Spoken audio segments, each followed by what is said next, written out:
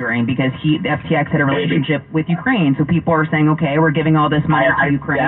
I'm just telling you that I would downplay that one. That, to me, I saw that, and, I think one of the things that journalists have to do with this is separate, the conspiracy theories from the fact.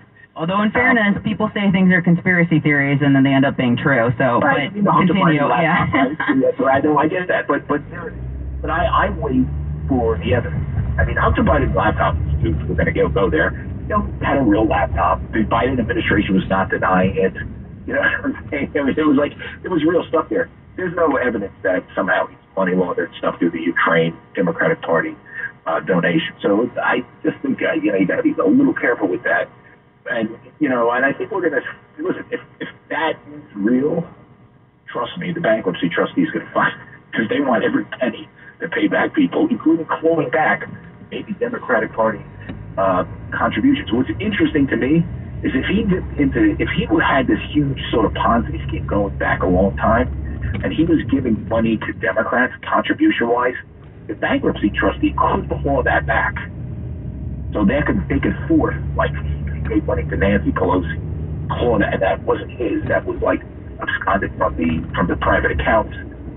You could claw that back if you're the bankruptcy trustee. So there's a lot of story as we go on.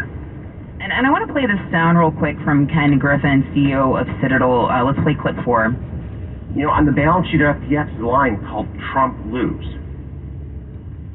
And Sam was the second biggest donor to Democratic candidates. I'm going to leave it to everybody else to draw their own conclusions about what you're saying here. Right? Those are really, really ugly facts when you see a fraud of this magnitude having. Charles, what do you think? And you find no regulators were there to prevent it. Charles, what do you think? That's a really, really tough story. So, Charles, obviously the reporter kind of shut him down. What do you think Ken Griffin was trying to say there? Well, I mean, he's saying a lot of stuff that we're saying here. I mean, this was a guy, a Democrat, who gave a lot of money. He had a weird, funky balance sheet. He was on the cover of every magazine, and he got almost... And Gary Gensler, at the same time, was the SEC